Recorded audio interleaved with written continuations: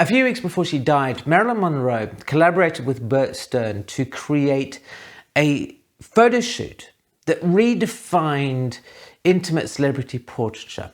However, it also left a controversy in its wake. I would never have taken any nudes of Marilyn if she didn't want to do it.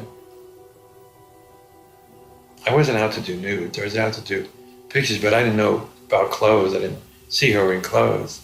I saw her with jewelry or with something to cover a little bit, but it ended up to be more nude than I meant.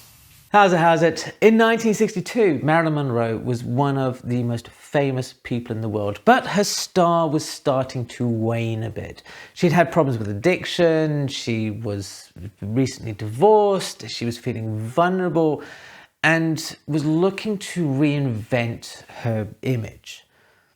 And a photo shoot had been arranged with Vogue magazine. And at the time, the chief photographer at Vogue was a guy called Bert, a legendary photographer who was renowned for his uncanny ability to create photographs that captured the essence of the person whom he was photographing. And he naturally leapt at the chance of photographing Monroe because, who wouldn't? And this is one of the most famous people in the world.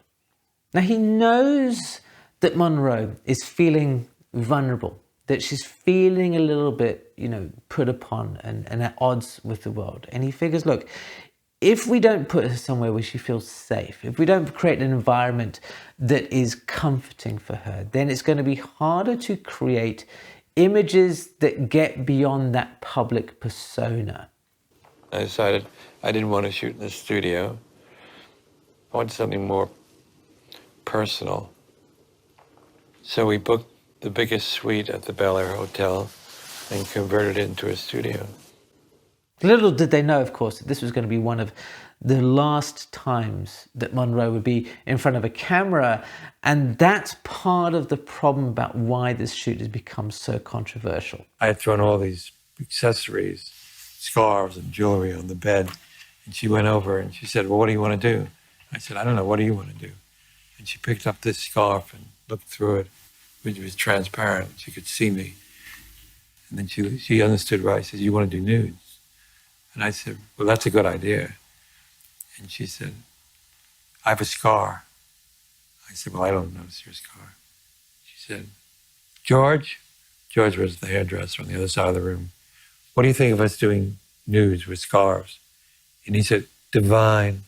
I first became aware of these images, the Monroe look, when I was being given some inspiration for boudoir photography. That these photographs have influenced generations of photographers who are looking to create intimate, slightly sensuous photographs of subjects, with this wonderful wraparound light that's coming from the windows that creates a soft halo around your subject. They're beautiful images. There is no denying this. And the whole photo shoot is full of wonderful pictures that range from, the studio look, the high-key background with all that kind of just neat, sort of just flat lighting, through to more sort of gritty, grainy documentary pictures of Stern and Monroe especially in various states of undress, draped on a bed, wine bottles everywhere. And that is the seed of the controversy that has grown up around what's become known as this last photo shoot. That certain people have looked at these images.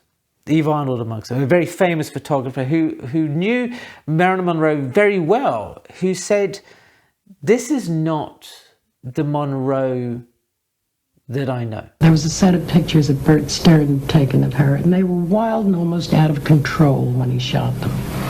I don't know whether she was hyped up from sheer excitation or whether she'd been drinking or what had happened to her, but she was absolutely wild during that session. When you look at the photographs from this shoot, you can see a sort of a transition, really, that Monroe is trying out different things. And that's maybe because she is looking to reinvent herself. So much like somebody goes to a store and tries on different sets of clothes, she's trying out different facets of a personality through this photo shoot. And that's probably why Eve Arnold, when she looks at them, doesn't quite recognize the person who is in front of Bert Stern's camera as the Marilyn Monroe that she knew. I think it's testament to Bert Stern's ability to make somebody feel comfortable that Monroe feels over this 3-day period, these 2,500 photographs, that she's able to check things out, to see, does this work, does that work, to go into places where she's never gone before.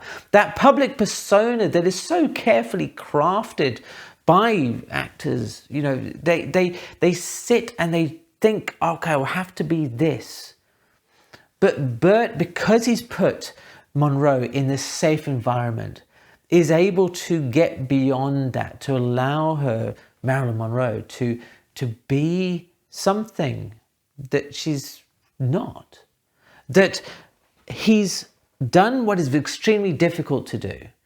Because people think that it's easy to photograph a celebrity, that they just come and they do a performance for you and it's all kind of good. But to get an idea about the real person, to get an idea about anybody who you photograph, you need to go beyond that mask. It doesn't matter if it's the most famous face in the world or if it's the person from next door. When you create a safe environment, people open up in ways that are unexpected. We started to take pictures with these scarves and jewelry, and I had to figure out the lighting, and I also knew that I would never do this again. This was a one-time in a lifetime experience to have Marilyn Monroe in a hotel room, even though it was turned into a studio, where I could do anything I wanted. So the photo shoot's done and dusted, and Bert Stern turns to Marilyn Monroe. She goes, "Thank you very much." She says, "Look, these are obviously very private, personal photographs, and I would like to have final say about the ones that you use in the issue in Vogue." And they're like, "Yes, of course." And I think that feels like a fairly reasonable request. The Bert processes the images, puts together a contact sheet, but Monroe's not happy about them. She had agreed that she would go through them and that they would have to go along to her choices. And in the end, what happened was that Bert Stern sent her only about a third of the pictures, and what she returned them had been gouged with some kind of a sharp instrument, a hairpin or something like that, and she hated them. And in the end, he used them in his book. You can see in the context there, she's crossed some out, apparently she's scratched the faces. She's obviously quite clearly had quite a radical change of heart, which I feel leads fuel to the fire about the controversy, because if she's so angry about the pictures that she's scratching her face out of some of them and things like that, then maybe she feels that yes, she was taken advantage of, or maybe yes, she was manipulated. Of course, we will never know, because as the issue was being laid out in Vogue, she passed away. And when somebody like that passes away, one half of a story that is private and leads to speculation, then of course controversy is going to surround it. First day, but this is a picture that she crossed out after she saw them, that she didn't like. I don't quite know why she didn't like it, but I think it's very interesting that she kind of crossed herself out with the magic marker. There's another one over here.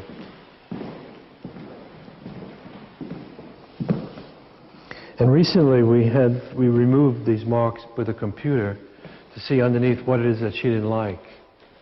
I still don't know what it is that she didn't like.